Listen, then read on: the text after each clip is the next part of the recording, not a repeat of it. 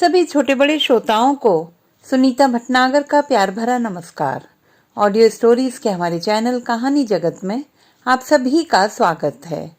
हिंदी कहानियों की श्रृंखला में आइए आज सुनते हैं अवधेश प्रीत जी द्वारा रचित कहानी अम्मी। लड़की तब भी डरी हुई थी, लड़की अब भी डरी हुई है। इस स्पेशल ट्रेन की बोगी में जिसे रेलवे ने समर स्पेशल के रूप में चलाया था, जब वह दाखिल हुई तो इकलौती यात्री थी। अपने कूपे में अपनी लोअर रिजर्व बर्थ पर अपना एयर बैग रखकर बैठने के साथ ही उसके दिमाग में जो पहला ख्याल कौंधा था वह यह कि उसके सामने और ऊपर वाली बर्थों के यात्री कौन होंगे। अभी तक कोई आया क्यों नहीं है? इन सवालों के बीच अचानक उसे ख्याल आया कि वह ट्रेन के डिपार्चर शेड्यूल से काफी पहले आ गई है, लिहाजा बोगी में दूसरे मुसाफिरों की आमद नहीं हुई है। धीरे धीरे लोग आ जाएंगे और यह खालीपन थोड़ी ही देर में शोरोगुल में बदल जाएगा। लड़की आश्वस्त हुई और एयर बैग की जिप खोलकर कुछ तलाशने लगी। अगले ही पल उसने वह किताब निकाली जिसे वह पहले से ही पढ़ रही थी और हॉस्टल से चलते वक्त उसने तय किया था कि इसे वह ट्रेन में पढ़ेगी। उसने किताब के पन्ने पलटने शुरू किए और फिर उस सफ़े पर आकर रुक गई जहां से उसे पढ़ना था। सहसा उसे महसूस हुआ कि बोगी में एसी चालू नहीं है, इसलिए गर्मी लग रही है। उसने तत्काल अपना हैंडबैग खोला और रुमाल निकाल कर माथे पर फिराया। माथे पर पसीना नहीं था, लेकिन उसने रुमाल को इस तरह फिराया मानो पसीना सुखा रही है। इस प्रक्रिया के बावजूद वह यह सावधानी बरत रही थी कि उसका मेकअप खराब ना हो। हालांकि उसने कुछ खास गहरा मेकअप किया हुआ नहीं था, लेकिन 24 साल की लड़की अपने प्रति जितनी सतर्क होती है उतनी सतर्कता तो उसमें थी ही। इसी वजह से वह रुमाल फिराते हुए भी सावधानी बरत रही थी कि पसीने और रुमाल के बीच उसका सौंदर्य विद्रूप ना हो। उसने रुमाल अपनी गर्दन पर फिराया और अपने टॉप को दोनों हाथों से ठीक किया। एन इसी वक्त उसके मोबाइल की घंटी बजी। स्क्रीन पर उसके रूम पार्टनर दिया का नाम चमक रहा था। उसने झट से कॉल रिसीव किया और एक ही सांस में बोलती चली गई, हाँ यार, ट्रेन में तो बैठ गई हूँ, बर्थ भी ठीक है, बट एसी नहीं चल रहा है अभी। बोगी भी खाली खाली है, कोई पैसेंजर ही नहीं नजर आ रहा है। हाँ हाँ आई नो, मैं बहुत पहले आ गई, बट यार तू तो ट्रैफिक का हाल जानती है ना। थैंक्स गॉड ट्रैफिक जाम नहीं मिला, इसलिए इतना बिफोर पहुंच गई। चल कोई नहीं, टेक केयर, मैं फिर कॉल करती हूँ। लड़की ने कॉल कट किया। हैंडबैग से ईयरफोन निकाला, कॉर्ड मोबाइल में खोसा और एफएम बैंड लगाकर गाने सुनने लगी। इसी दौरान एक बुजुर्ग डिब्बे में दाखिल हुए। ट्रॉली बैग को खींचते हुए वह क्षण भर को उसके सामने रुके। लड़की ने बुजुर्ग को ऊपर से नीचे तक देखा। टी शर्ट और जीन्स के साथ स्पोर्ट शूज में वह वाकई स्मार्ट लग रहे थे, उत्साह से भरे हुए। उन्होंने बर्थ के नंबरों को पढ़ा और ट्रॉली बैग खींचते हुए आगे बढ़ गए। लड़की ने पलट कर देखा। बुजुर्ग बर्थों के नंबर पढ़ते हुए आगे बढ़ रहे थे। लड़की ने किताब खोली और पढ़ना शुरू कर दिया। गर्मी बढ़ती जा रही थी और लड़की समझ नहीं पा रही थी कि एसी चल क्यों नहीं रहा। उसकी समझ में यह भी नहीं आ रहा था कि इस बाबत उसे करना क्या चाहिए। बाहर भीतर रेल का कोई मुलाजिम नजर नहीं आ रहा था जिसे एसी चलाने के लिए कह सके। उसके चेहरे पर तनाव साफ नजर आने लगा। उसका दिमाग एसी में अटक गया था। उसने उचककर बोगी में उस तरफ देखने की कोशिश की जिधर वह बुजुर्ग ट्रॉली बैग खींचते हुए गए थे। आखिरी छोर तक न बुजुर्ग नजर आए, न ही उनकी उपस्थिति की कोई सुगबुग मिल रही थी। बोगी का खालीपन खलने लगा। वह उचक उचक कर प्लेटफॉर्म की तरफ वाली खिड़की के बाहर देखने लगी। प्लेटफॉर्म पर भी इक्का दुक्का लोग क्षण भर को ठिठकते, बोगी का नंबर देखते और आगे बढ़ लेते। लड़की की बेचैनी बढ़ती जा रही थी। वह झटके से अपनी बर्थ से उठी और प्लेटफॉर्म की तरफ पड़ने वाली साइड लोअर बर्थ पर जाकर बैठ गई। खिड़की से झांकते हुए उसने प्लेटफॉर्म के दाएं बाएं दूर दूर तक नजर दौड़ाई। दाएं ओर से नीली वर्दी में आता रेलवे का एक मुलाजिम दिखा। उसने उस पर नजर टिका दी। मुलाजिम के करीब आते ही उसने उसे टोका, भैया एक्सक्यूज मी। रेलवे का मुलाजिम ठिठका। उसे सवालिया निगाह से देखता हुआ खिड़की के पास आया। लड़की ने सीधे सवाल किया, भैया इसका एसी क्यों नहीं चल रहा? उस आदमी के चेहरे से लग रहा था कि लड़की का सवाल नागवार गुजरा है। लड़की भीतर ही भीतर सक पकाई। वह आदमी उसकी आंखों में झांकते हुए मुस्कुराया। मैडम जी, यह स्पेशल है, इसका तो भगवान ही मालिक है। उस आदमी की आंखों में झांकने से या ट्रेन के बारे में किए गए उसके व्यंग्य से लड़की असहज हो गई। साइड बर्थ से उठी और अपनी बर्थ पर जाकर यूं बैठ गई जैसे वह उसका सेफ्टी जोन हो। खाली बोगी, बंद एसी, बढ़ती गर्मी और उस रेलवे मुलाजिम के व्यवहार ने लड़की की घबराहट को और बढ़ा दिया था। उसके जी में आया कि बैग उठाए और वापस लौट जाए, लेकिन अगले ही क्षण यह ख्याल बुलबुले की तरह बैठ गया कि उसका घर पहुंचना निहायत ही जरूरी था। तारीख किसी कीमत पर टल नहीं सकती थी। पापा ने साफ साफ कह दिया था। बड़ी मुश्किल से लड़के को छुट्टी मिली है। लड़की होठों ही होठों में बुदबुदाई। उसकी मुश्किल मुश्किल, मेरी मुश्किल कुछ नहीं। कितनी मुश्किल हुई टिकट लेने में। सारी ट्रेनें फुल, मानो पूरा हिंदुस्तान ट्रेन से सफर पर निकला हो। वो तो भला हो ट्रेवल एजेंट का, जो उसने इस समर स्पेशल को खोज निकाला। 500 रुपए एक्स्ट्रा लेते हुए उसने क्या एहसान जताया था। मैडम, इसके फुल होने में देर नहीं लगेगी। फुल तो क्या, पूरी की पूरी बोगी साए साए कर रही थी। साला एजेंट। लड़की ने टिकट एजेंट को कोसा और अपनी बर्थ पर पांव फैलाते हुए अधलेटी सी किताब पढ़ने का उपक्रम करने लगी। बोगी के गेट पर कुछ हलचल सी हुई। लड़की के कान उस हलचल पर जा टिके। सामान चढ़ाया जा रहा था। इसी बीच किसी महिला की आवाज उभरी। देख लो, कुछ छूटा तो नहीं। नहीं, 5 ही तो थे, सब आ गए। यह किसी मर्द की आवाज थी। लड़के की उत्सुकता बढ़ गई। बोगी में दाखिल कुछ लोगों की आमद ने उसे एक बार फिर आश्वस्त किया कि धीरे धीरे लोग आएंगे और बोगी भर जाएगी। उसके कान अब भी उन आवाजों की ओर ही थे। किताब को पढ़ने के उपक्रम में भी उसकी आंखें आगंतुकों की तरफ ही देख रही थी जिधर से आवाजें आ रही थी। सामान घसीटने की आवाज लगातार उसी की ओर बढ़ती आ रही थी। आगंतुक मय सामान ठीक लड़की के पास वाली बर्थ के पास आकर रुके।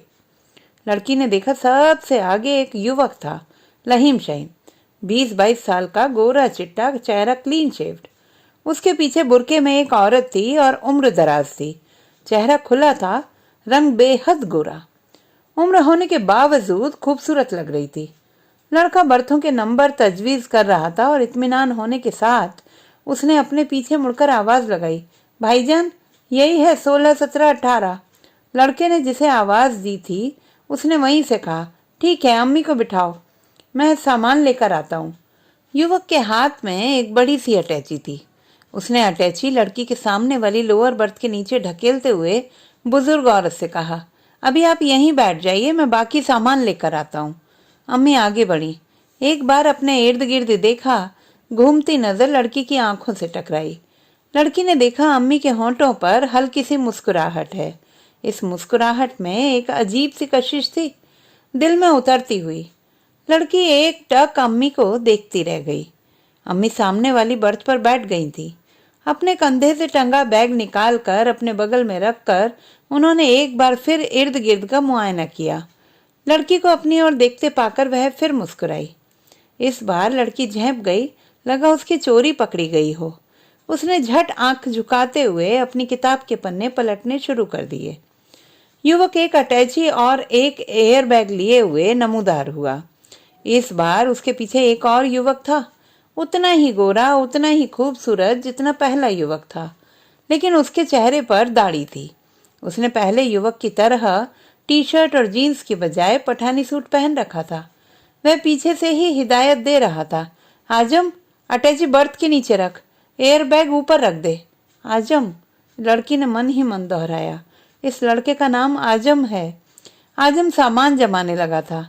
दूसरा युवक भी करीब आ गया था। उसके पास 2 बड़ी बड़ी अटैचियां थीं। उन अटैचियों को खींच कर लाने में वह पसीने पसीने हो रहा था। आजम ने उन अटैचियों को लड़की वाली बर्थ के नीचे ढकेल कर जमाना शुरू किया।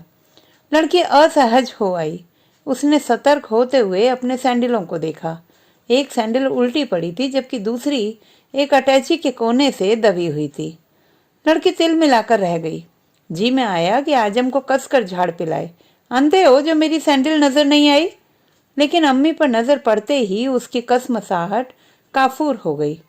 लड़की अपनी सैंडल ठीक करने के लिए जैसे ही झुकी, अम्मी ने आजम को झिड़का। आजम, नीचे सैंडल है, तुम्हें देखकर सामान लगाना चाहिए था।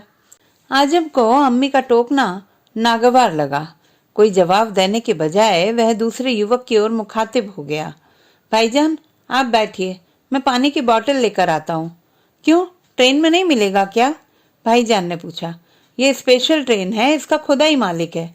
आजम बगैर रुके झटके से आगे बढ़ गया। अम्मी ने तेज आवाज में चेताया था, जल्दी आना, ट्रेन का टाइम हो गया है। पता नहीं आजम ने अम्मी की हिदायत सुनी या नहीं, लेकिन अम्मी को यकीन था कि आजम ने उनकी बात अनसुनी की है। उन्होंने दूसरे युवक से, जिसे आजम ने भाईजान कहकर संबोधित किया था, शिकायती लहजे में कहा, इस लड़के का कोई भरोसा नहीं, अल्लाह जाने कब अकल आएगी। वह युवक जो बुरी तरह पसीने पसीने हो आया था, अम्मी की बर्थ पर बैठकर रुमाल से मुंह पोंछते हुए बोला, अम्मी, आजम की शादी कर दीजिए, अकल ठिकाने आ जाएगी। इस बदमगज से कोई शादी न करने वाली? अम्मी ने खिसियाए हुए अंदाज में खिल्ली उड़ाई। क्यों, वो पाकिस्तान वाली तो राजी है ना? युवक ने दलील दी। लड़की चौंकी। पाकिस्तान वाली? तो इनका रिश्ता पाकिस्तान से जुड़ा है? लड़की सतर्क हो आई। उसकी सारी चेतना कान बन गई। खामखा राजी है, आजम ही गले पड़ा है। अम्मी ने युवक की दलील को खारिज करने की कोशिश की। पहल तो आपने ही की थी। युवक हार मानने को तैयार नहीं था। अम्मी ने आंख तरेड़ते हुए युवक को देखा, लेकिन कमाल, उनके चेहरे पर गुस्से की बजाय चिकनी सी मुस्कुराहट थी। पहल मैंने तेरे लिए की थी, आजम के लिए नहीं। तेरे ना कहने पर आपा ने आजम की बात छेड़ी। लड़की की आंखें किताब पर टिकी थी, लेकिन वह जिस लाइन पर अटकी थी वहीं अटकी हुई थी। उस युवक और अम्मी की दिलचस्प बातों के बावजूद वह भीतर ही भीतर खुद को असहज पा रही थी। थोड़ी देर पहले वह खाली बोगी में अपने आप को अकेला पाकर डरी हुई थी और अपने सहयात्रियों के आने का बेताबी से इंतजार कर रही थी, लेकिन अचानक इनकी मौजूदगी ने कहीं ज्यादा दहशत पैदा कर दी थी। वह एक बारगी खुद को खतरनाक लोगों के बीच घिरा पा रही थी। खासकर अम्मी के साथ बैठा वह युवक कतई भरोसेमंद नहीं लग रहा था। उसकी दिलचस्प बातों के बावजूद उसका कहर मुसलमानी अंदाज ज्यादा खतरनाक था। लड़की ने मन ही मन सोचा, इन मुसलमानों का कोई भरोसा नहीं, सब के सब खाएंगे हिंदुस्तान का, गाएंगे पाकिस्तान का, पता नहीं एसी कब चलाएंगे मर्दुए। अम्मी ने आजीजी से कोसा। युवक उठा, रुमाल कॉलर के अंदर गर्दन में फंसाते हुए बोला, देखता हूँ माजरा क्या है। आजम को भी देखो, पता नहीं नीचे क्या कर रहा है। अम्मी ने चिंता व्यक्त की। युवक चलने को हुआ कि ट्रेन ने सीटी दी। युवक ठिठक गया। अम्मी ने टोका, ट्रेन चलने वाली है, आजम को बुलाओ बुलाओ। आजम आ गया? युवक ने गेट की ओर देखते हुए अम्मी को आश्वस्त किया। युवक फिर अम्मी की बर्थ पर बैठ गया। आजम एक साथ पानी की 3 बोतलों के साथ नमूदार हुआ। इससे पहले कि कोई कुछ बोले, उसने खुद सफाई देनी शुरू कर दी। इस प्लेटफॉर्म पर कोई स्टॉल नहीं है, 12 नंबर पर जाना पड़ा। बड़ी मुश्किल से ठंडी बोतलें मिली। अपनी बात खत्म करने के साथ ही आजम बगैर किसी तकल्लुफ के लड़की की बर्थ पर धम्म से बैठ गया। लड़की कस मसाकर रह गई, मन ही मन चीखी, इडियट, पता नहीं मुसलमानों को तमीज कब आएगी। लड़की को ताज्जुब हुआ कि इससे पहले उसने मुसलमानों के बारे में कभी इस तरह क्यों नहीं सोचा। उसके क्लासमेट मुसलमान रहे हैं, अभी उसके कई कलीग मुसलमान हैं। हंसी मजाक अपनी जगह है, लेकिन उन पर गुस्सा कभी नहीं आया, ना ही कभी उनसे दहशत हुई। फिर आज अचानक ये क्या हो रहा है? एसी नहीं चल रहा? अम्मी के बजाय इस बार उनकी बर्थ पर बैठे युवक ने कहा था। ये हिंदुस्तान है भाईजान, हिंदुस्तान, यहाँ सब कुछ ऐसे ही चलता है। आजम ने तल्ख लहजे में व्यंग्य किया। लड़की के जी में आया, कहे, पाकिस्तान चले जाओ, किसने रोका है? अल्लाह मालिक है। भाईजान ने ठंडी आह भरी। इससे पहले कि कोई कुछ बोलता, ट्रेन एक धचक के साथ चल पड़ी। अम्मी छत की ओर मुंह उठाकर बोली, शुक्र है। लड़की अम्मी को देखने का मोह संवरण नहीं कर पाई। अम्मी के खूबसूरत चेहरे पर हल्की मुस्कुराहट कायम थी। लड़की समझ नहीं पाई कि यह मुस्कुराहट स्थायी तौर पर उनके चेहरे पर कैसे कायम रहती है। अम्मी अपना बैग खोल रही थी। बैग से उन्होंने एक छोटी सी डिबिया बाहर निकाली, चांदी की चमकती डिबिया। लड़की के दिमाग में घंटी बजी। हे भगवान, इस डिबिया में बम तो नहीं है? अम्मी ने डिबिया खोली। उसमें पान की गिलौरियां थी। उन्होंने पान की एक गिलौरी निकाली, मुंह में डालने को हुई कि भाईजान ने टोका, अम्मी 10 मिनट बाद खाइए, नमाज का वक्त होने वाला है। तो ट्रेन में भी ये नमाज पढ़ेंगे? लड़की के अंदर तीखी प्रतिक्रिया हुई। कहाँ फंस गई, पता नहीं सारे रास्ते अब ये क्या क्या तमाशे करेंगे। बड़ी देर से तलब दबा रखी थी। अम्मी की एक मुस्कुराहट कुछ ज्यादा गहरा गई थी। वजू के टाइम मुंह धो लूंगी। अम्मी ने मुंह में गिलौरी डाल ली। लड़की को याद आया कि मम्मी भी पान खाने के लिए बस ऐसे ही 10 बहाने बनाती हैं। अम्मी ने चांदी की डिबिया बंद करते हुए आजम से पूछा, अब्बू से बात हुई? नहीं, उनका सेल नॉट रीचेबल बता रहा है। आजम ने अम्मी को छेड़ा, क्यों, याद आ रही है क्या? इस बार लड़की के होंठों पर मुस्कान रोके नहीं रुकी। उसने आजम को देखा। आजम मुस्कुरा रहा था। अम्मी के चेहरे पर बनावटी गुस्सा आया। लड़की ने देखा अम्मी के चेहरे पर फिर भी मुस्कुराहट यथावत थी। अच्छा, ज्यादा मजाक सूझ रहा है, चल घर बताती हूँ। अम्मी की खनकती आवाज कानों में बजने लगी।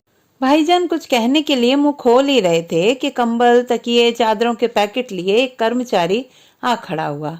उसने सारा सामान ऊपर की बर्थ पर रखने के साथ ही तस्दीक की, 15, 16, 17, 18। एसी क्यों नहीं चल रहा? जवाब के बजाय आजम ने सवाल दागा। इसका कोई भाई बाप नहीं है क्या? इसमें एसी बैटरी से चलता है। ट्रेन चली है, थोड़ी देर में एसी चालू हो जाएगा। कर्मचारी बगैर रुके आगे बढ़ गया। एसी ट्रेन की तो ऐसी तैसी। आजम ने लानत भेजी। लड़की को आजम की हरकतें कतई अच्छी नहीं लग रही थी। वह जिस बेतकल्लुफी से उसकी बर्थ पर आ बैठा था, उससे तो उसे और कोफ्त हो रही थी। मन तो कर रहा था कि सारा लिहाज छोड़कर उठे और किसी दूसरी बर्थ पर चली जाए, लेकिन मन महसूस कर रह गई। कहाँ जा रही हो? जैसे अम्मी को अचानक याद आया हो। उन्होंने उससे मुखातिब होते हुए पहली बार बात की। क्या कहे, सच बताए या झूठ? मुस्कुराती हुई इस औरत में अजीब सा जादू है। कहीं बातों बातों में उसे उलझा न ले। इनका क्या भरोसा? मुसलमान भरोसे के काबिल होते कहाँ हैं? जी पटना। लड़की से झूठ नहीं बोला गया। पढ़ती हो? अम्मी ने फिर सवाल किया। नहीं, जॉब करती हूँ। लड़की समझ नहीं पा रही थी कि चाहकर भी वह अम्मी के सवालों का जवाब टाल क्यों नहीं पा रही। आजम देख, इस लड़की को देख, जॉब करती है। एक तू है, तेरे को कोई जॉब ही नहीं मिलती। अम्मी ने आजम को उलाहना दिया। मेरे को हिंदुस्तान में 2 कौड़ी की जॉब नहीं करनी। आजम ने जिस हिकारत से जवाब दिया, लड़की का खून खौल उठा। उसने पहली बार आजम को खा जाने वाली नजर से देखा और मोबाइल का ईयरफोन कान में ठूंस लिया। साले, तेरे को जॉब की जरूरत ही क्या है? टेररिस्ट बन के पाकिस्तान से पैसे खाएगा? लड़की के भीतर चिंगारियां चटक रही थी। भाईजान जो अब तक चुप था, अम्मी से बोला, वजू करके आइए, नमाज का टाइम हो गया। अम्मी उठी, बाथरूम की तरफ बढ़ गईं। भाईजान ने एयर बैग में से चादरें निकाली और दोनों बर्तों के बीच खाली जगह में एक चादर फैला दी। दूसरी चादर अम्मी की खाली हुई बर्थ पर बिछाई, फिर खुद भी वजू करने चला गया। लड़की का दिल धड़क गया था। अब वह और आजम ही वहां थे। कहीं आजम ने कोई बदतमीजी की तो? लड़की सजग हो गई। साले को तो ऐसा सबक सिखाऊंगी कि जिंदगी भर याद रखेगा। हेलो, क्या हुआ?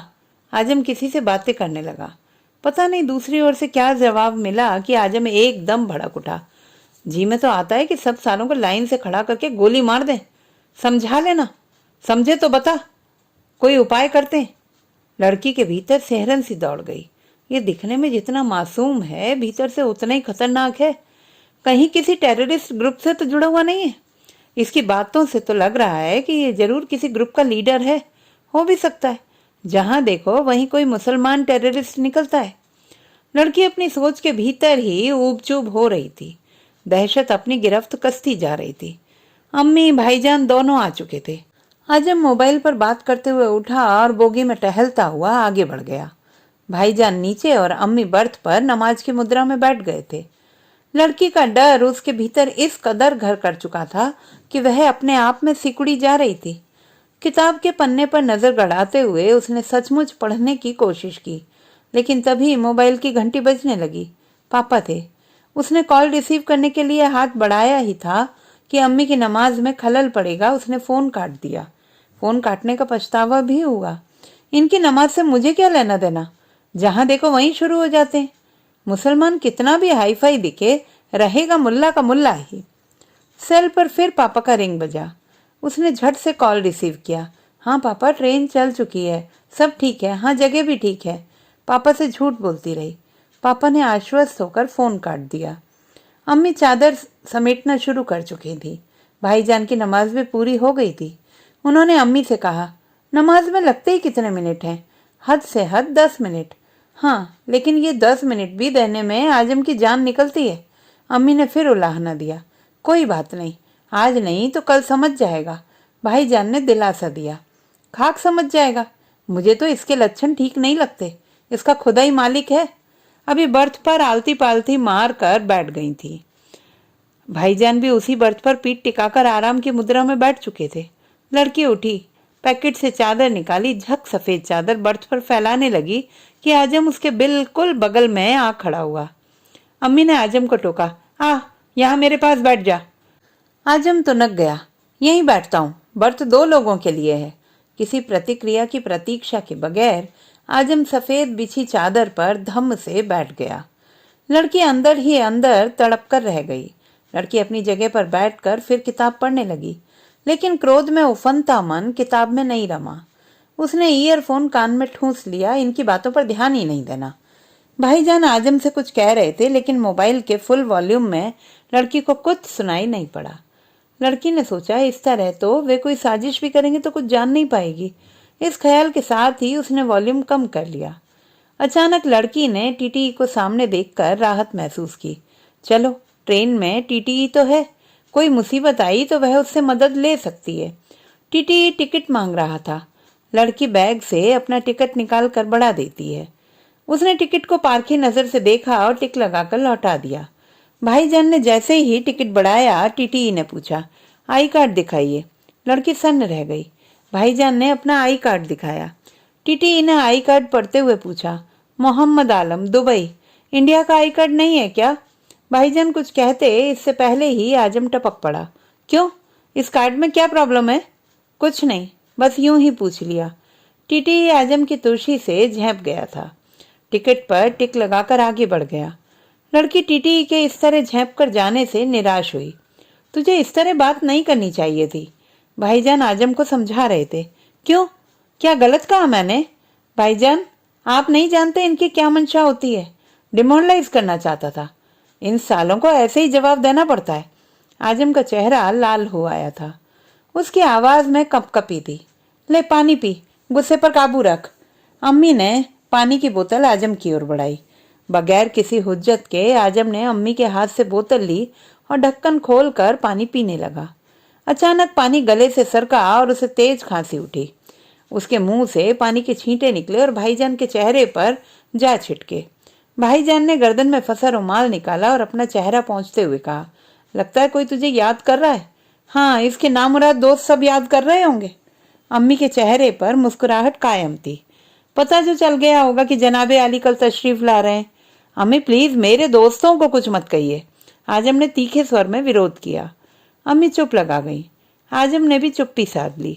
भाईजान तो यूं भी चुप्पे ही लग रहे थे।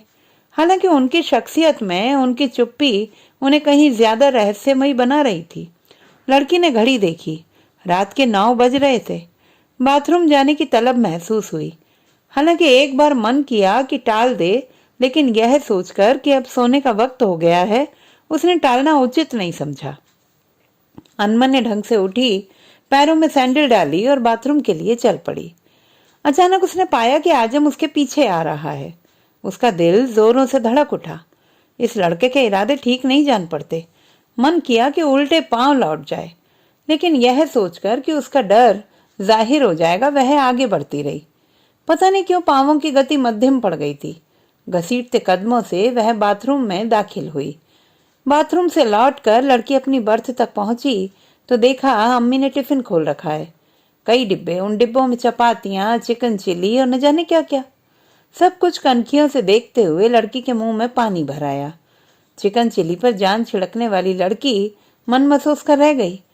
उसके बर्थ पर बैठते न बैठते अम्मी ने पूछा, आओ खाना खाते? No thanks. लड़की ने पता नहीं किस प्रेरणा से सख्ती से मना कर दिया। भूख नहीं है। अम्मी ने कागज की एक प्लेट में चिकन चिली और चपातियां रखकर आजम की ओर बढ़ाई।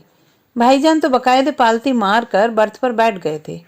अम्मी ने कागज की प्लेट में चिकन चिल्ली निकालना चाहा तो उन्होंने टोक दिया, मत निकालिए, मैं आपके साथ टिफिन में ही खा लूंगा। अम्मी रुक गई। उनकी मुस्कुराहट कुछ और गहरी हो गई। हाँ, अभी अम्मी के साथ खा लो, निकाह के बाद तो अम्मी को पूछेगा भी नहीं। अम्मी आप भी ना। भाईजान की दाढ़ी की गुदगुदाती हंसी चुहल कर रही थी, लेकिन जो झूठ बोल चुकी थी। लड़की मन ही मन मुस्कुराई। भूख उसको भी लगी थी, लेकिन झूठ जो बोल चुकी थी उसे छिपाए रखने के लिए भूख मारना मजबूरी हो गई थी।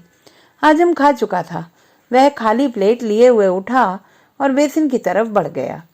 लड़की ने फटाक से कंबल खोला और पैरों पर डालते हुए पूरे बर्थ पर टांगे फैलाकर लेट गई। अब देखते हैं आजम क्या करता है। आजम के लौटने से पहले लड़की ने आंखें मूंद कर सोने का उपक्रम शुरू कर दिया। हालांकि उसका दिल तेजी से धड़क रहा था और अधमुंदी आंखों से आजम के लौटने का इंतजार करती वह अपने आप को आजम की किसी भी हरकत का सामना करने के लिए तैयार करने लगी। आजम लौटा। पल भर लड़की को ऊपर से नीचे तक देखा, फिर ऊपर की बर्थ पर चादर फैलाते हुए बोला, मैं सोने जा रहा हूँ। लड़की ने राहत की सांस ली। अम्मी भाईजान भी खाना खा चुके थे। दोनों उठे और बेसिन की तरफ बढ़ लिए। आजम अपनी बर्थ पर जाने को हुआ कि ट्रेन रुक गई। वह झुककर साइड बर्थ के काले शीशे के पार देखने लगा। शायद स्टेशन का नाम जानना चाह रहा था। कानपुर है।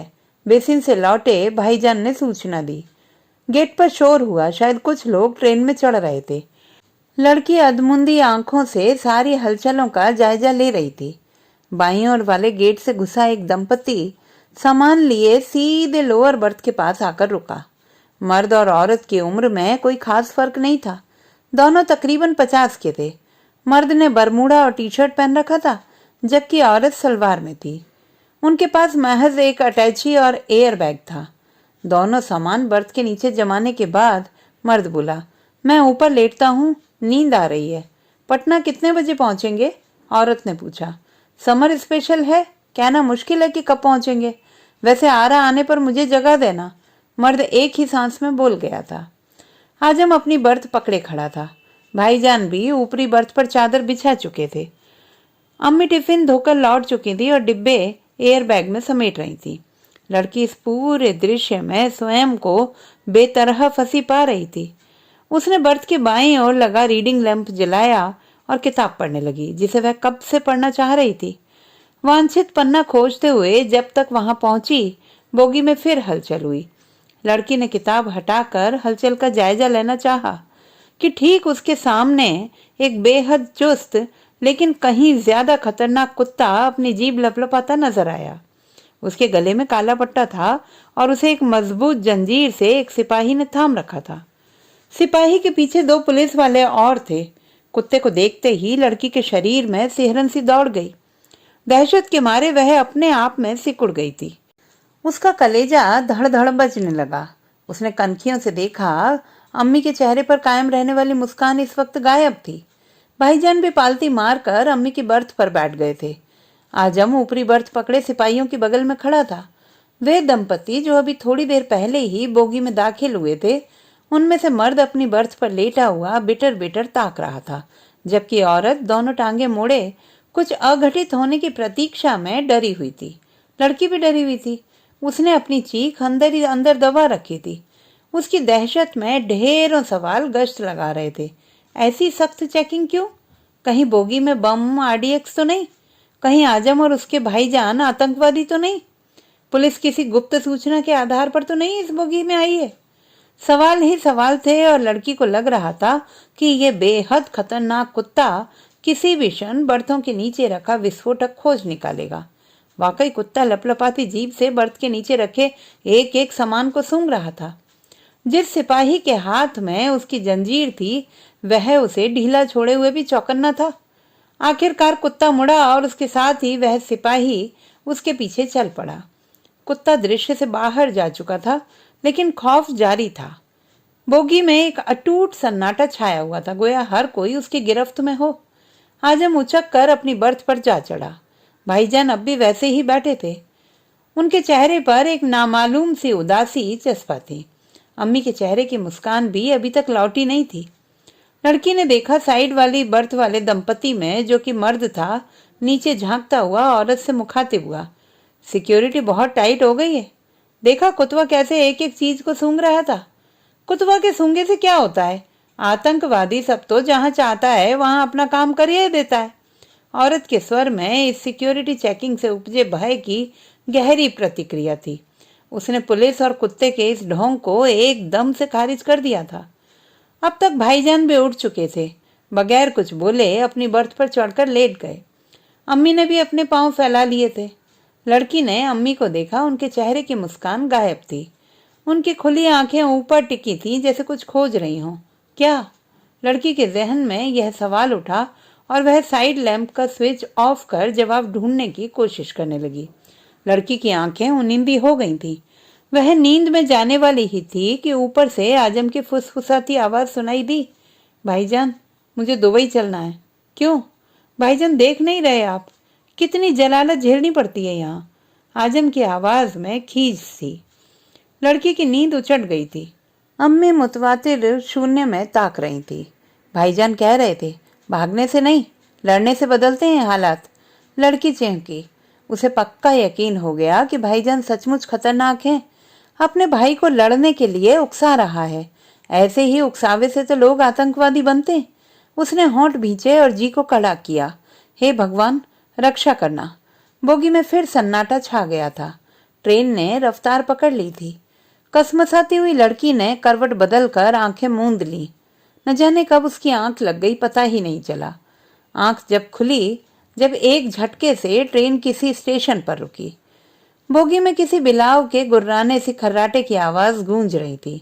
खर्राटा वह मर्द ले रहा था जो पिछले स्टेशन पर एक औरत के साथ चढ़ा था।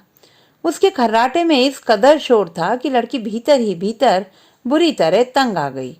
उसने कनखियों से देखा, अम्मी अपनी बर्थ पर पीठ के बल अधलेटी तस्बीह के दाने फेर रही थी। यानी अब तक वह सोई नहीं थी। शायद उन्हें नींद नहीं आ रही थी। शायद उन्हें कोई परेशानी हो। इस उम्र में अक्सर नींद नहीं आती लोगों को, लेकिन क्या परेशानी हो सकती है उन्हें? उसकी बला से लड़की खुद पर झुंझलाई। घड़ी देखी। रात के 2 बज रहे थे। उसने तय किया कि जो हो, अब सो जाना है। ऊपर की बर्थों पर आजम और भाईजान की कोई सुबुग नहीं मिल रही थी। क्या कर रहे होंगे दोनों? जागे होंगे तो जरूर कोई खुराफात सोच रहे होंगे। इनका कोई भरोसा नहीं। ऊपर से चाहे लाख शरीफ दिखें, अंदर से सब के सब एक जैसे होते हैं, षड्यंत्रकारी। उनके दिमागों में कोई खतरनाक साजिश जरूर चल रही होगी। अभी नहीं तो कहीं ना कहीं तो जरूर पकड़े जाएंगे। तब पता चलेगा कि इनके तार कहाँ से जुड़े हैं। आईएसआई से, लश्कर तायबा से, या सीधे अलकायदा से। लड़की ने आंखें मूंदे मूंदे फिर करवट बदली। उसकी नींद उड़ चुकी थी और वह तेज खर्राटों के बीच खुद को और बेचैन महसूस करने लगी। शुक्र था कि ट्रेन ने पूरी रफ्तार पकड़ ली थी और उम्मीद थी कि टाइम से पटना पहुंच जाएगी। पटना स्टेशन पर उसे लेने पापा आएंगे। हो सकता है मम्मी भी आए।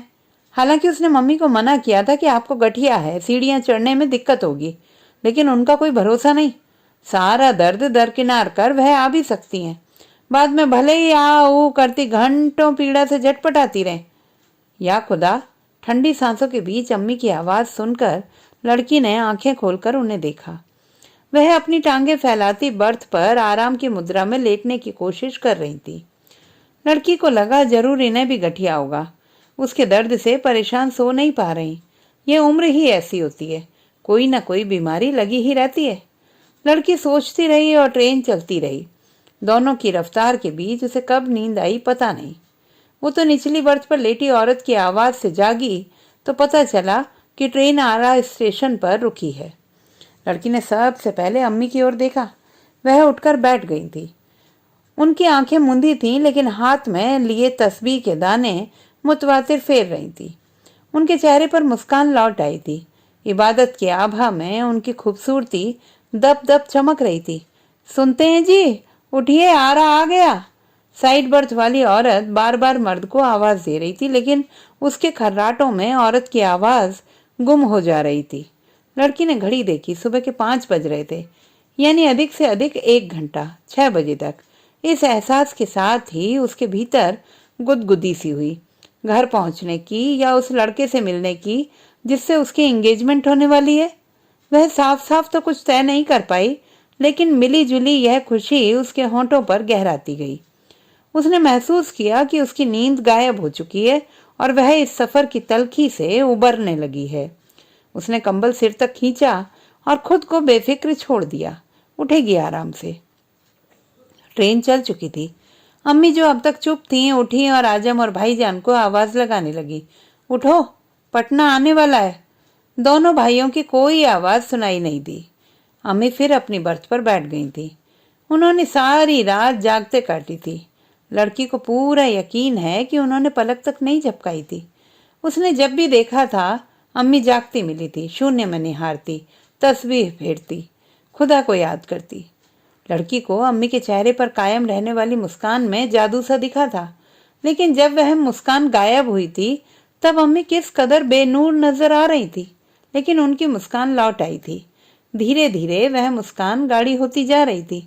आजम भाईजान ऊपर की बर्थों से नीचे आ गए थे। बोगी में हलचल शुरू हो गई थी। साइड बर्थ वाला मर्द भी औरत की बर्थ पर बैठकर आंखें भींच रहा था। उसे अपने खर्राटों की याद तक नहीं थी। औरत अपनी चप्पलें पहनकर उतरने की तैयारी में चौकस सी बैठ गई थी। अम्मी ने सिरहाने रखा बुर्का पहन लिया था। भाईजान बाथरूम जा रहे थे। आजम मोबाइल पर बात करने के लिए उठा और भाईजान के पीछे पीछे चल पड़ा। उसने कंबल को पीछे की ओर फेंका।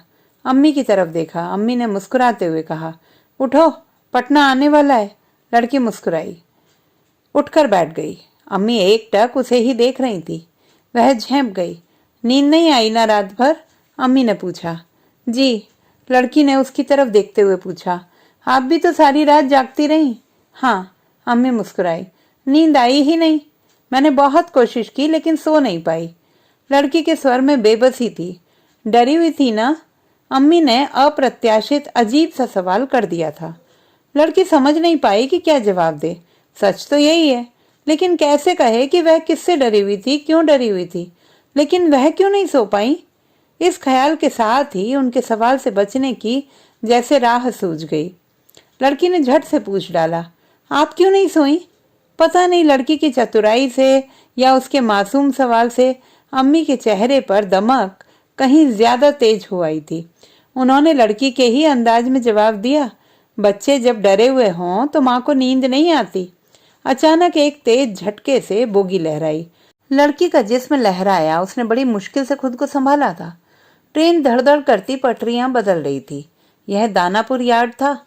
लड़की का दिल जोर जोर से धड़क रहा था। अम्मी के शब्द उसके कानों में उतनी ही जोर जोर से बज रहे थे। उसने अम्मी को गौर से देखा। उनके चेहरे पर सुबह की उल्लास फैली हुई थी। लड़की भीतर तक सराबोर हो गई। पहली बार वह खुलकर मुस्कुराई। उसे लगा उसके अंदर का सारा डर काफूर हो गया है। उसके होंठ कांपे। लफ्जों ने साथ छोड़ दिया। वह उठी और पांवों में सैंडल डालकर बाथरूम की ओर चल पड़ी। बोगी में कई यात्री अलसाए अनमने उतरने की तैयारी में दिखे। उसे आश्चर्य हुआ कि रात के सफर में कब कहां से इतने यात्री इस बोगी में सवार हो गए। रास्ते में आजम लौटता दिखा। लड़की ने देखा आजम फोन पर बात करने में मशगूल था। उसने लड़की की तरफ देखा तक नहीं। लड़की को गुस्सा आया। जी मैं आया रास्ता रोक कर पूछे, समझता क्या है अपने आप को? लेकिन आजम उससे कट कर बर्थ की ओर बढ़ गया। जीन्स की जेब में रखा मोबाइल बजा। लड़की ने मोबाइल निकालकर देखा, पापा का कॉल था। झट से कॉल रिसीव किया। हेलो पापा, हाँ आप कहाँ हैं? अच्छा ठीक है, 10 मिनट में ट्रेन पहुंचने वाली है। ओके। लड़की ने मोबाइल जेब में रखा और बाथरूम में दाखिल हो गई। लड़की जब अपनी बर्थ पर लौटी, आजम भाईजान अपना सामान लोअर बर्थों पर रखकर खड़े थे। अम्मी जैसे उसकी प्रतीक्षा कर रही थी। देखते ही बोली, बेटा अपना सामान देख लो, कुछ छूट तो नहीं रहा? लड़की अपना सामान पहले ही समेट चुकी थी, फिर भी अम्मी की बात टाल नहीं पाई। एक बार बर्थ पर फैली चादर को खींचकर आश्वस्त हुई, कहीं कुछ नहीं था। उसने बर्थ के नीचे से अपना एयर बैग निकाला और बर्थ पर रखकर खड़ी हो गई। लड़की ने अम्मी को देखा। अम्मी ने मुस्कुराकर उसके सिर पर हाथ फेरा। अम्मी के इस स्पर्श से लड़की का रोम रोम पुलक से भर गया। उसने बेहद विनम्रता से सिर झुका लिया। ट्रेन के प्लेटफॉर्म पर रुकते ही बोगी में हड़बड़ सी मच गई। उतरने वालों का उतावलापन ऐसा था कि रास्ते में लोगों की लाइन लग गई। लड़की लाइन में आजम के पीछे लग गई थी। भाईजान आजम के आगे थे और अम्मी लड़की के पीछे। भीड़ धीरे धीरे खिसक रही थी। लड़की इस धीमी चाल पर मन ही मन भुनभुना रही थी। गेट से पहले भाईजान उतरे, फिर आजम। सामान प्लेटफॉर्म पर रखकर आजम पलटा। बगैर कुछ बोले लड़की का एयर बैग ले लिया। लड़की मना नहीं कर पाई, शायद वह कुछ सोच भी नहीं पाई। सब कुछ इतनी तेजी से घटित हुआ कि लड़की को कुछ भी अन्यथा असहज नहीं जान पड़ा। वह ट्रेन से कूदकर प्लेटफॉर्म पर आई और पलट कर देखा, अम्मी हैंडल पकड़कर उतरने की कोशिश कर रही हैं। लड़की पता नहीं किस प्रेरणा के वशीभूत लपक कर अम्मी के पास आई और अपना हाथ बढ़ाकर उन्हें उतरने में मदद करने लगी। अपना हाथ बढ़ाकर उसका हाथ थामे थामे अम्मी प्लेटफॉर्म पर रखे सामान के पास आ खड़ी हुई। फिर इधर उधर देखते हुए पूछा, कोई तुम्हें लेने आया है? हाँ, पापा आए हैं।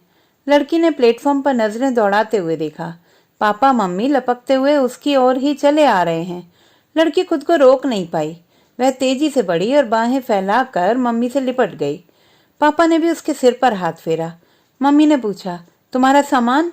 लड़की पलटी। उसका एयर बैग प्लेटफॉर्म पर पड़ा था। अम्मी, भाईजान, आजम अपना सामान लेकर भीड़ के बीच जाते हुए दिखे। लड़की का चेहरा उतर गया। वह क्षण भर को ठिठकी। अम्मी के साये को गेट के बाहर गुम होते देखकर उसका दिल गहरी उदासी से भर गया। पापा उसका एयर बैग लेकर चलने को तैयार थे। मम्मी ने लड़की को टोका, क्या हुआ? अम्मी। लड़की के होंठ हिले। मम्मी को देखा। मम्मी उसे ही घूर रही थी। लड़की ने झेंप छिपाते हुए पूछा, क्यों, तुम रात भर सोई नहीं क्या? तू आ गई ना, अब सुकून से सोऊंगी। लड़की को महसूस हुआ यह मम्मी नहीं, अम्मी बोल रही हैं। तो दोस्तों, ये थी हमारी आज की कहानी। आपको कैसी लगी कमेंट बॉक्स में लिखना ना भूलें। चैनल को सब्सक्राइब करें, लाइक करें और मित्रों के साथ शेयर करें।